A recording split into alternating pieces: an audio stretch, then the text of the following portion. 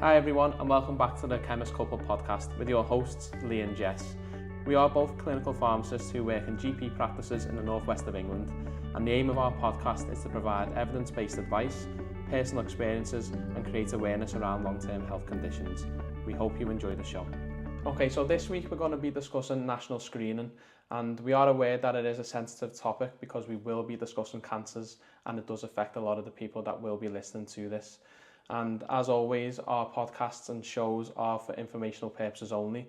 We will be using information from the Cancer Research UK website, NHS England, the Gov website, and all the data that we have enlisted today are correct as of the filming date today. And it doesn't substitute seeing a medical professional. So would you like to start? Yeah, so I was just going to start by asking, why do we have screening? So we have national screening because we are aware of all these conditions that can come out. So we're going to focus on a few cancers today. And there are some cancers that are not covered. We will bring up prostate cancer being one of them. And it's where we found a test that can identify the cancer early enough to then lead to beneficial treatment without over-diagnosing or causing unnecessary harm to people. Yeah. So like Lee said, we're going to discuss 4 today, and 3 of them are on the national screening. One of them isn't, like you said, prostate cancer. So do you want to start with breast cancer? Yeah. Yeah. Okay, so breast cancer screening is for anybody in the UK of between the ages of 50 and then up until your 71st birthday. So patients who fall into this cohort will be called up every 3 years. The screening test involves a mammogram. So that is basically a machine where the breast goes into it and then it screens and scans the tissue within the breast. The mammogram is then performed on both breasts, and then each mammogram is done twice. Then once you've obviously had that, you will then get your results through. If there's something abnormal that is found on them, then further investigations will then be done. Yeah. So why do we do breast screening? So it is the most common form of cancer in the UK. It is, yeah. It does affect 370 males each year. And in terms of general diagnoses, there's over 56,000 people, which leads to over 11,500 deaths. So we found that mammograms do prevent 1,300 deaths annually. And it is a beneficial tool to use because if you look at the 10-year survival rate, we are looking at 76% with breast cancer. Yeah. Oh, go on. I was going to say the stat that I found the most staggering was that 1 in 7 women will experience breast cancer at some point in their lives, so that is quite high. So obviously it is important that we are screening for this. And who should go for, well, like you said, it's from 50 until 71. They are looking at some study called the Age X, which is trying to lower the age to 47 and increase it to 73 to see if it is of any benefit. Now, over the age of 71, you can request the screening like you would have done in the years previous, and you can do that every 3 years still. But this doesn't mean if you are younger that you can't go for some sort of assessment, which is what I'm going to go into now in terms of what symptoms would you need to have to pursue this review. Yeah, so it's usually any changes in your breast. So it could be a lump that's come up within your breast or under your arm. If you're not breastfeeding or pregnant and you're getting nipple discharge, that could be something else. A change in the nipple in terms of colour or size could be an indication of some type of breast cancer. There is something that on the NHS website that says if it goes like the texture of an orange, so it's kind of dimply, that could also indicate it. Is there any others that I haven't mentioned? Rash, redness, yeah. That is one of them. But they're the main, that's with a lot of the symptoms that you're going to hear today, a lot of the symptoms are non-specific. So if you do have a lump, for example, and you're a young female, it doesn't mean you've got breast cancer.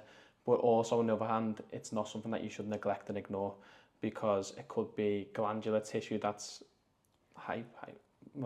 grown in size, for example. There are so many different causes of these symptoms, which is why the screening programs are in place at certain ages as well, because breast cancer is more common later on in life, etc. Yeah. So from a personal point of view, I actually had a lump in my breast earlier this year, which I went and got checked out by the GP, was referred on a 2-week pathway, which means that it was suspected cancer. And due to my age, they actually can't do mammograms on younger women. That's because your tissue tends to be more dense. So when they're doing a mammogram, it doesn't show up as clearly if there was something to go wrong. So they did an ultrasound on me. It turned out to be fine.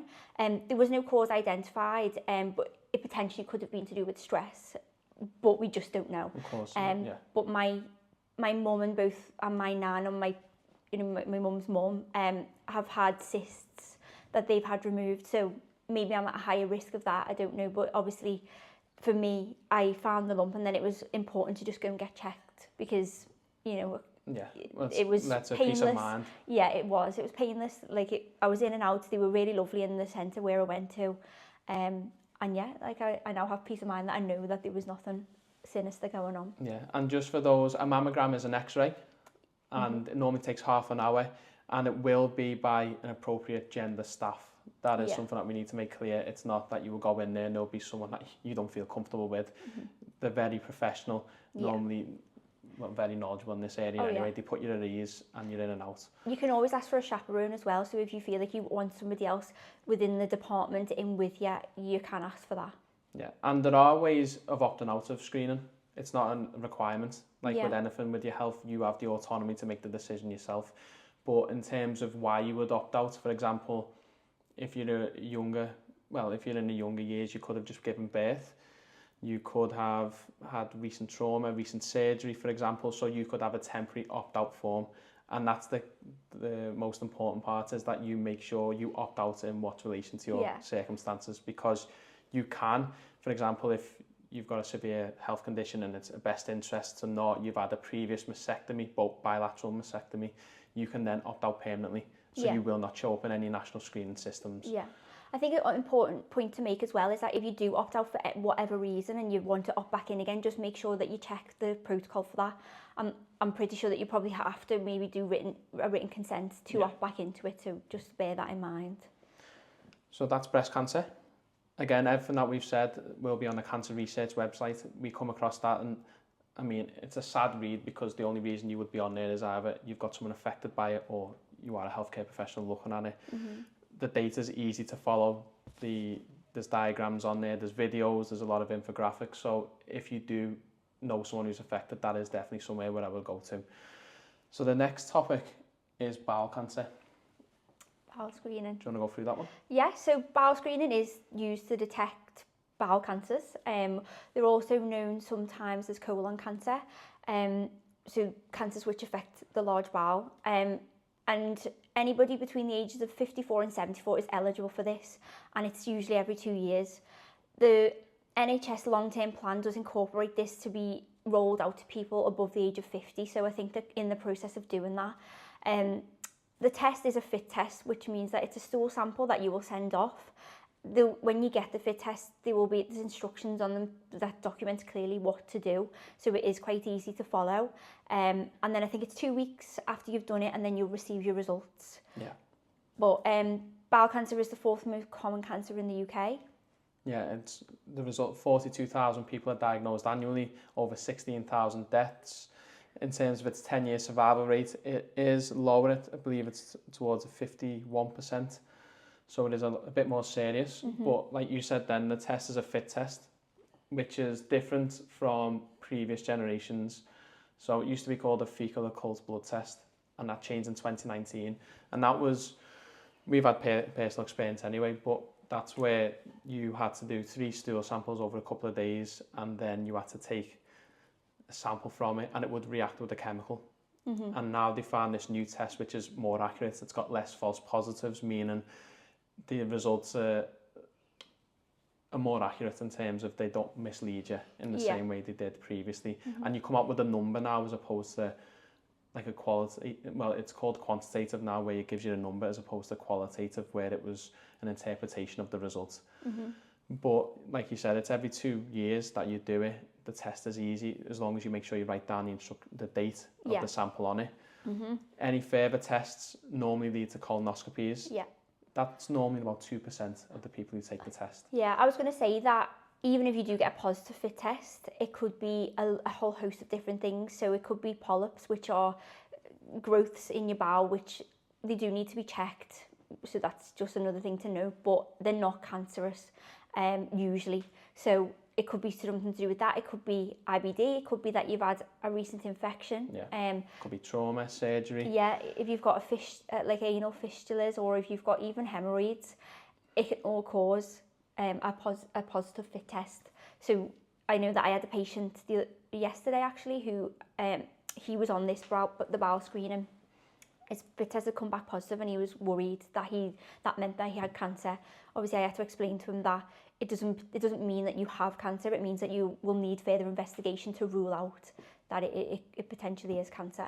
Yeah, I mean, I had a positive fit test in January. I feel like we've done everything. Yeah, apart from the last two, luckily. But yeah, I had a positive fit test in January. Again, it was due to stress-induced colitis, I believe. I think that's what we come up with. I had to go for a colonoscopy.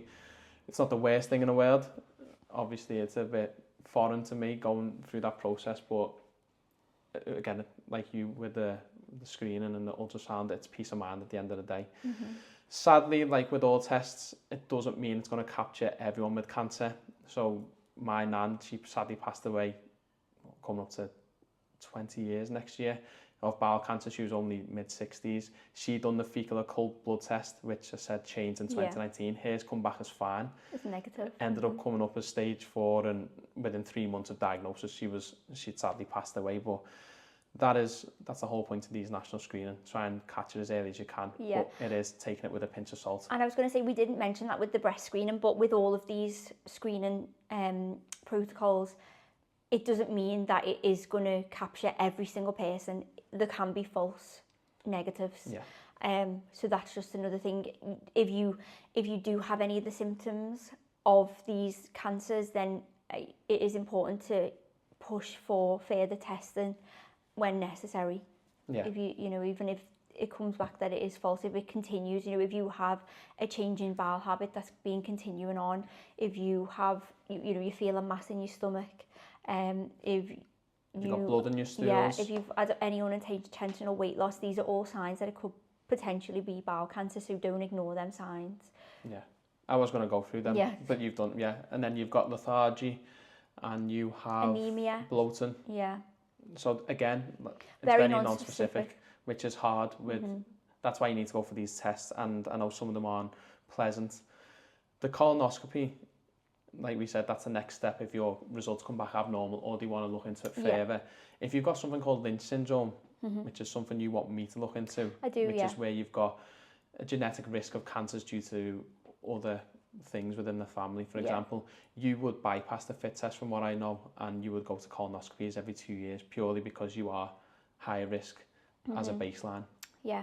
So, I mean, just to touch on Lynch syndrome, like you say, it is a genetic variant that increases your risk of certain types of cancers, and not many people know about it, but there is a national, I think, screening for that as well. So you can refer yourself, or your GP can refer you if you think that you may have it, and you can get genetically tested, because like you say, you are high risk, and so there will be more monitoring put in place for you.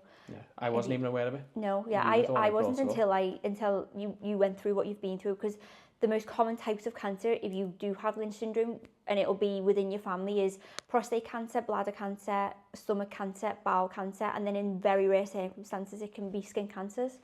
So that's just another thing to think about, because it's autosomal dominant, which means that if one parent carries the genetic variation, then 50% of their offspring will carry the gene. So it is quite serious. If you do have it. So.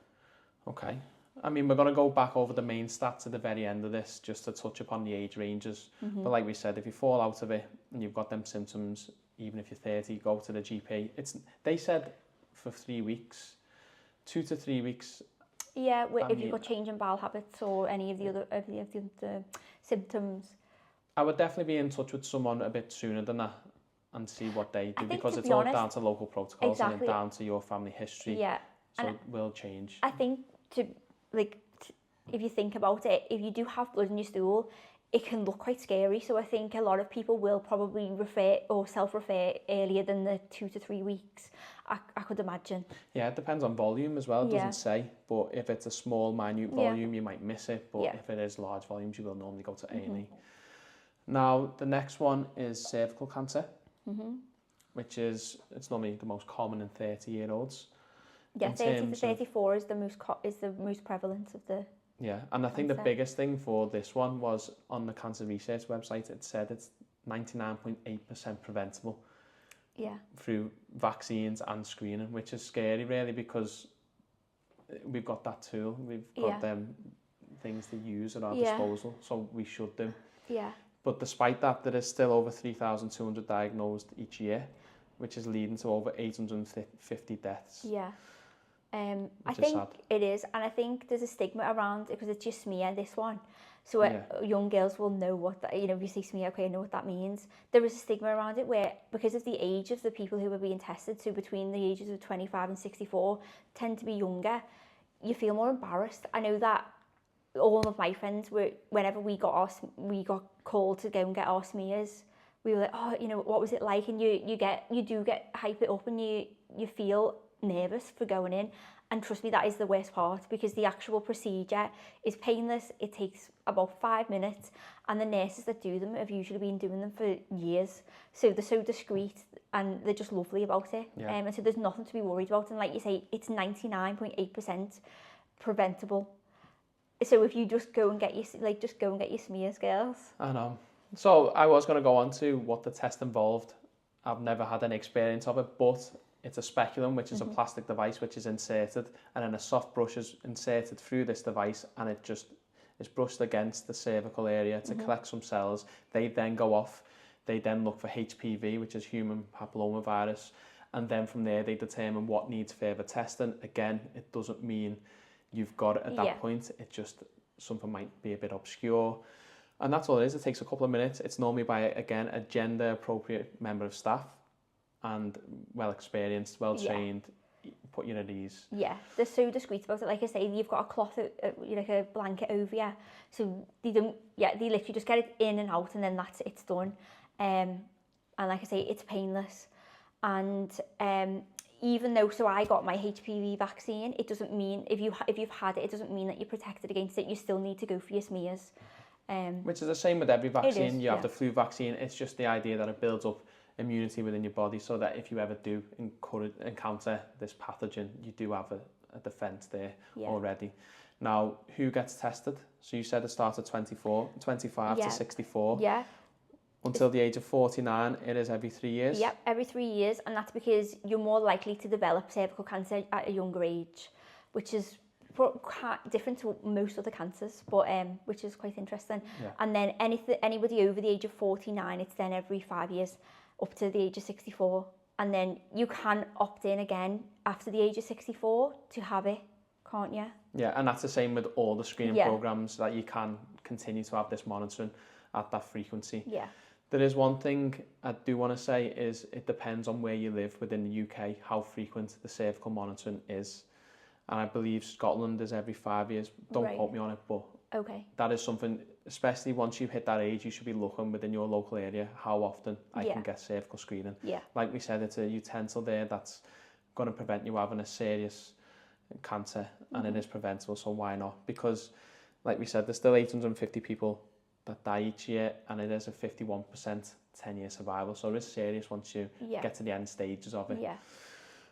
Symptoms for people who, again, if you fall out of this age bracket, even if you do have the requirements in the age bracket, what symptoms should you be looking out for? So it could be like unexplained vaginal bleeding. So if you're not on your period, or you're not menstruating, and you're getting bleeding outside of that could be a symptom. If you're having pain during sex, or if you've got just a dull pain or a pain in your pelvic area, that could be a symptom. Yeah, vaginal discharge. Yeah. Again, non-specific. It could be numerous things. Could be trauma. It could be a bacterial infection. We've got to get this looked at. Yeah. Haven't we? And then I was just. You're going to say when's the best time to go and get checked? Yeah. It was only because you brought it. Yeah. No. So I was just going to say the best time to get checked is when you're not menstruating. I think it's just to do with obviously cleanliness, and then also probably the actual sample and maybe contaminated and stuff. So so if you obviously get an appointment through and you are due onto your periods, then just rearrange it, and they'll be happy to do that at your GP surgery. You would usually wait as well 3 months after if you've given birth, 3 months after you've had a termination of a pregnancy or a miscarriage. Yeah, and it's 2 days either way for your period. So 2 days at least before and at least 2 days after it. And then that also goes for any infections that you're being treated for at the time. Give that some time to reside, and then you can go for the screening. But yeah, and now the last subject is prostate cancer. Well, I was just going to say, sorry, go just on, before we go on the cervical screening, some patients who will have had a hysterectomy may think that they no longer need to go for cervical screening. You have to just check whether you got a total hysterectomy, which will have been removal of the cervix and the womb, or whether it was a subtotal. If it was a subtotal, you still may have your cervix intact, so you would still need to go. And then the same goes for trans men or people who are non-binary. So at the moment on the GP systems that we use, the cervical screening tool cannot pick up those patients. So if you are a trans man but still have a cervix, you won't automatically be called up to go for screening, and so you would have to ask for it yourself if you would like to go for screening. Yeah, and that's to clarify if you've still not had any operations, and non-binary if you were assigned female at birth. Yeah.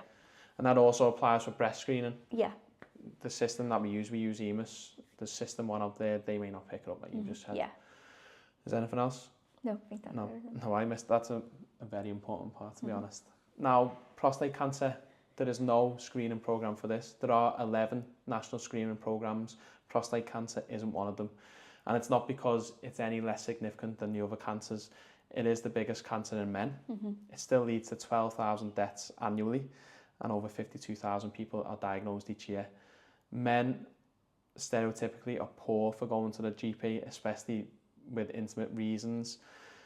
They're always scared of the examination. So the reason why we don't have national screening for prostate is the test, which is called the PSA, which is a prostate-specific antigen, is released by the prostate throughout the whole lifespan, and it ironically gets more, well, in terms of secretion, it increases as you grow older. So if you have a blood test and it comes back with a higher value, it could just be that your prostate's enlarged naturally with age, which is BPH, benign prostatic hyperplasia. So when they actually look at the stats in terms of this national screening tool as opposed to the benefits it would convey, it's limited. Because a lot of men would then lead to unnecessary biopsies, unnecessary treatments. And prostate cancer is quite unique in terms of you can have active surveillance, meaning you've got the prostate cancer there, but we can just keep an eye on it. We don't have to intervene at that point. So with all that said, there's a few things you do need to know in terms of symptoms, when you can request tests, and how you go about it. So until you get the age of 50, you can then request a PSA blood test. Like I said, interpretation needs to be against your own bloods, because a normal PSA can then, in 25% of cases, still lead to a cancer diagnosis at the end of it. Symptoms that you would look out for are difficulty in urinating, an incomplete feeling of urination once you've finished. Then you've got blood in your semen or blood in your urine. You can have an increased frequency to urinate. And these are all non-specific symptoms. And a lot of men might be like, oh, I potentially got it. It's always worth having a trip down to the GP. Now, the exam that a lot of men fear is the DRE, which is a digital rectal examination, and it is basically the practitioner feeling the prostate to make sure there's nothing untoward on there. That's normally more reserved in terms of it used to be first line. It's sort of been set back. The PSA blood test is put first. But if you were to have a suspicion, you would go through that. You would go through ultrasounds and go through the cascade that way. Now, things that will interrupt and alter your PSA tests include a previous vigorous exercise in 48 hours, previous ejaculation within the 48 hours, if you've had a digital rectal examination that day before you've had the blood test, recent trauma, stress, they can all influence it. So again, with anything, you've got to take it with a pinch of salt. Is there anything else you want to know about that one? No, I don't think so. I was just going to say, with all of these screenings, I think a lot of people may feel nervous or don't want to go for them because they're quite intimate things, but it's just important to note that the people who are doing them are trained health professionals, that this is literally what they've trained for. So don't be worried about going for any of the tests, because they see it all day, every day. It's nothing new to them, and something that, you know, is worrying you, they've seen it all before, and if it could prevent something, you know, any of these cancers, then it's 100% worth it. So just don't be worried, or try not to be worried about it, because yeah, you know, it really is second nature to all you would these rather people them doing 2 minutes of embarrassment, 30 Yeah. minutes of embarrassment, which isn't embarrassing. It It may shouldn't be to you as a patient, and we understand that, but Yeah. it's like you said, it's everything we've seen. And if them 30 minutes of embarrassing yourself puts another 10 years onto your life, you know, the trade-off is obviously worth it. Yeah. Now, going through, I just want to go through the main ages again. So we've went through all the stats, who's affected, what symptoms you should look at, but I want to go through the main age range of when the testing applies, and then what symptoms you should look for if you fit out, well, if you don't fit into these ranges. Okay. So breast cancer is from 50 Yep. until your 71st birthday. Yep. You can, again, request it after this, like with all the screening programs. If not, the symptoms you should look out for are... So a lump in your breast or under your arm, nipple discharge if you're not breastfeeding or you're not pregnant, a change in your nipple shape or the colour, just a general change in your breast. So you could have dimples, things like that. Yeah, redness, change in nipple position. Yeah. Have you said discharge again? Yeah. Yeah. So again... And it's every 3 years. It's every 3 years, that's the main thing. Now, the next one is bowel cancer. Now, I know we didn't touch on it as such. If you actually look on all these websites we've looked at, it's quite conflicting in terms of what age it may apply, but 54 is the one that we are agreeing on at the moment with the plan to go to 50. Yeah. And it's from 54 all the way up to 74. Yep. It's a fit test, which is sent to your home. Yep. It's every 2 years. Yep. It's a stool sample. And then symptoms to look out for are changes in bowel habits. You've got bloating, any lumps or masses within your abdomen. You've got blood in your stools. You've got an incomplete feeling of evacuation after you've been in the toilet. And unexplained weight loss. Unexplained weight loss and lethargy. Yeah. And then sometimes you can have an anemia, but that would be identified on a blood test. So you wouldn't particularly know that if you didn't have your blood taken. Then we've got cervical cancer, which is from the age of 25 up to 64. Yep. Now, depending on where you live in the UK, from 25 to 49, it's every 3 years, after which it's every 5 years. Again, you can still request this if you want after this age period.